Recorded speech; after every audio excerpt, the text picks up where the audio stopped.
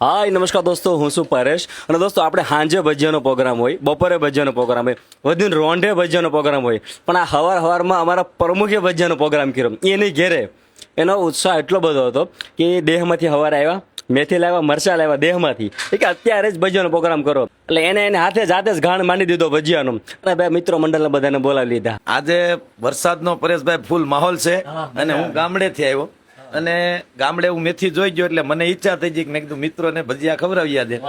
એટલે દેશી લસણ, મેથી, મરચા બધું ગામથી લઈ આવ્યો અને અમારા સોસાયટીના બધા મિત્રો ગ્રુપ સાથે બધાએ આનંદથી ભજીયાનો પ્રોગ્રામ કર્યો છે અને બધાને ખૂબ મજા આવી છે. એ પાછો મહત્વની વાત એ છે કે પ્રમુખે જ્યાંથી કાલે પ્રોગ્રામનું નક્કી કરીને બધું મટીરિયલ લાવીને સવારમાં પ્રોગ્રામ કર્યો. એનો આનંદ તો પાછો આનંદ એનો છે કે કોઈને બીજાને બૈરાને નથી બનાવવાના, મારે જાતે પરેશભાઈ કે બનાવીને ખવડાવવા છે મિત્ર સર્કલ. 7-8 ઘાણ તો નીકળી ગયા. અમારો વારો 7મો 8મો વારો હતો. બાકી ઘણા બધા જમી લીધા. નચાર અમે આમ તો હીરામણ છે અમારો હવારનું આ હે ને. આજ હીરામણમાં ભજીયા છે. બાપુ ચટણી ખાજો પાછા, ખાલી કોરા ભજીયા ખાતા નહીં. બાપુ પ્રમુખે તો હીરામણમાં રોંઢોય કરી નાખ્યો, વાળું કરી નાખશે. પરવીનભાઈ ખાજો, આ દેહના મરચા છે, આ કાંઈ વેડે નહીં તમતારે. રેવા જો અરે એમ થોડા ઝપટ બોલાવો.